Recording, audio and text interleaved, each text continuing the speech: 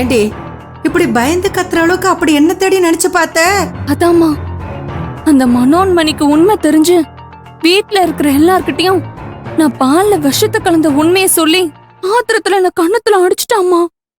அந்த அதிர்ச்சியில தான் கத்திட்டேன்.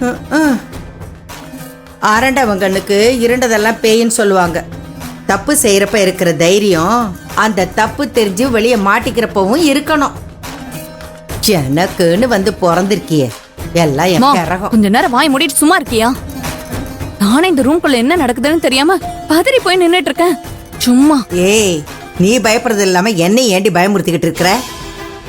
மா, ஒருவேளை அந்த செல்வி நான் நினைச்சு பார்த்த மாதிரி எல்லாத்தையும் உங்க அம்மா அப்பா கிட்ட சொல்லியிருந்தா என்னமா ஆகும்? என்ன ஆகும்?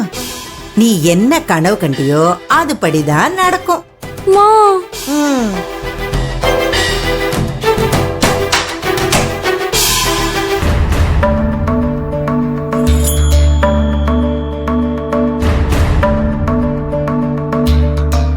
சொல்லுங்க மாப்ள, வீட்டுல அப்படி என்னதான் பிரச்சனை?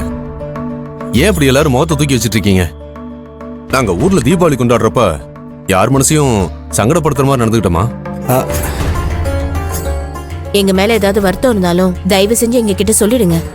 நாங்க மன்னிப்பு கூட கேட்டுடுறோம். அதை விட்டுட்டு எல்லாரும் இப்படி இருக்கிறது மனசுக்கு ரொம்ப சங்கடமா இருக்கு.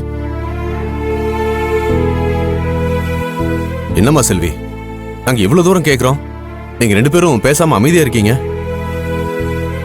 அப்போ திருமாப்ள பொங்கல் பண்டிகைக்கு வரமாட்டேன்னு மறுத்ததுக்கு பின்னாடி வேற ஏதாவது காரணம் இருக்காமா? மாமா, ஒண்ணு இல்ல மாமா. வீட்ல கீர்த்தி என்ன பண்ணீங்க? இதுக்கு பின்னாடி பெருசா என்ன காரியம் இருக்க போகுது? நான் ஏற்கனவே உங்ககிட்ட சொன்னதுதான்ப்பா. அதேதான் மாமாவும் உங்ககிட்ட சொன்னாரு. மத்தபடி நீங்க நினைக்கிற மாதிரி எதுவுமே இல்ல. மாப்ள, நீங்க ஏதோ சொல்ல வந்தீங்க, என்ன விஷயம் அது?